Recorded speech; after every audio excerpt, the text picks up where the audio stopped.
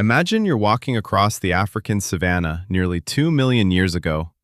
The sun is already high, and your stomach has been empty since yesterday afternoon. You've searched for berries without much luck.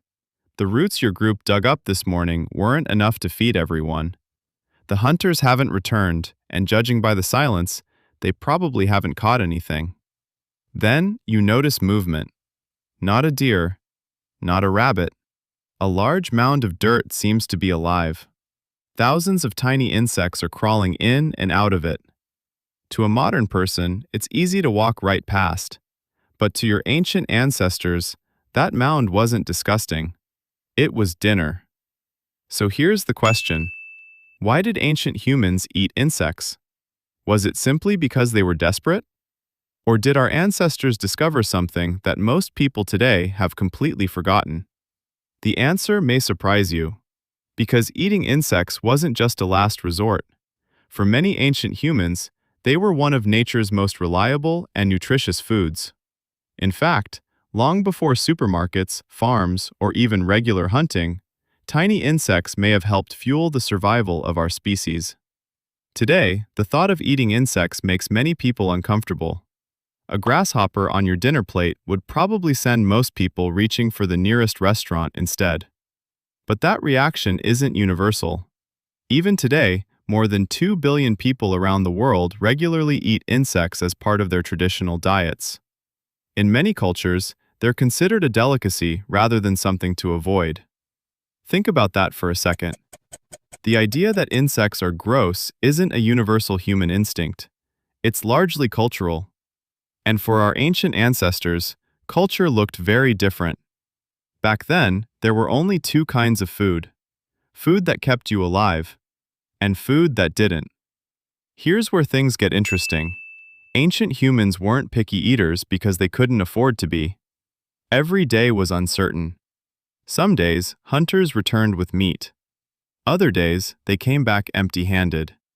Fruit ripened only during certain seasons. Large animals migrated. Droughts dried up familiar water sources.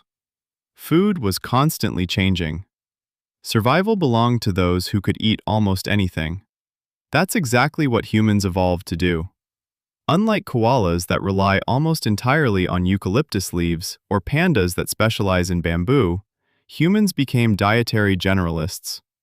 We learned to eat fruits, seeds, roots, honey, eggs, fish, meat, and yes, insects. That flexibility became one of our greatest evolutionary advantages. Imagine following a troop of chimpanzees through the forest today. You might be surprised to see them tearing apart rotten logs or breaking open termite mounds. Why? Because termites are packed with nutrients. Chimpanzees use sticks as tools to fish them out before eating them one by one. Now here's the fascinating part. Chimpanzees are our closest living relatives. They've probably been eating insects for millions of years. That means our common ancestors almost certainly did the same. In other words, eating insects is older than humanity itself. Long before anyone hunted mammoths or lit campfires, our ancestors were already collecting tiny animals hidden beneath bark, inside trees, and underground. But insects weren't simply convenient. They were nutritional powerhouses. Take termites, for example. Although they're tiny, they're rich in protein, healthy fats, iron, zinc, and other essential nutrients. Some species contain nearly as much protein as beef when compared by dry weight. Imagine finding thousands of bite-sized sources of energy gathered in one place. Unlike deer or wild cattle, they don't run away very fast. They don't fight back with horns, and they don't require dangerous hunts involving dozens of people. Sometimes, all you needed was a digging stick and a little patience. The reward could feed an entire family. Now think about what that meant during difficult seasons. If hunting failed for several days, insects became a reliable backup plan. If fruit wasn't growing, insects were still available. If the weather drove large animals away, insects often remained. In a constantly changing environment, dependable food could mean the difference between life and death. And then there's another remarkable advantage. Insects reproduce incredibly quickly. Large mammals take years to grow. A termite colony can contain hundreds of thousands or even millions of individuals.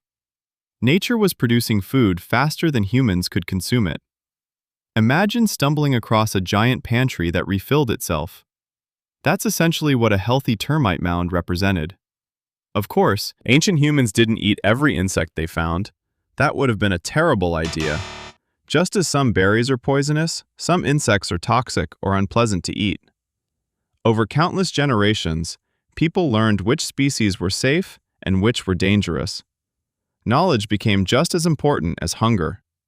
Picture a child watching an experienced adult carefully dig into a termite mound. The lesson wasn't written in a book. It wasn't uploaded to the internet. It was demonstrated by example. Generation after generation, that knowledge spread. Children copied adults.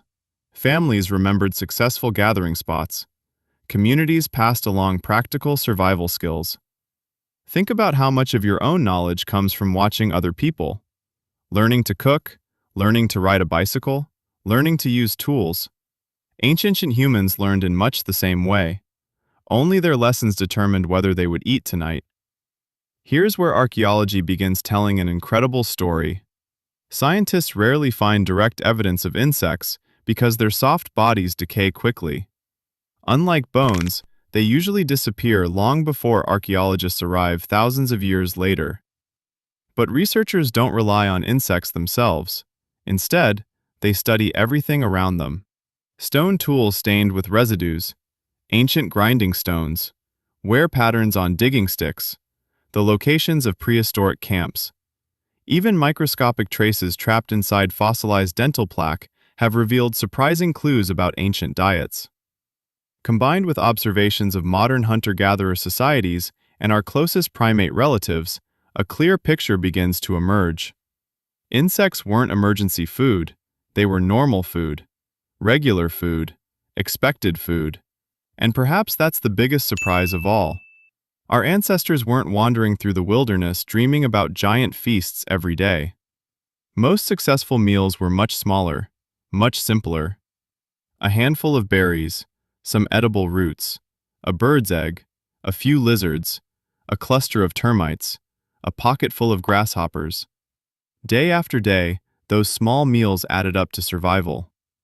Ironically, the foods that receive the most attention today, massive mammoths and dramatic hunts, were probably far less common than these ordinary meals. The real story of human survival wasn't built only on spectacular victories. It was built on countless tiny discoveries that most people would overlook. And nowhere is that more obvious than in the tiny creatures crawling beneath our feet. Because as scientists continue uncovering evidence about prehistoric diets, they're beginning to realize something astonishing. The smallest animals in the ancient world may have had one of the biggest impacts on the evolution of our species.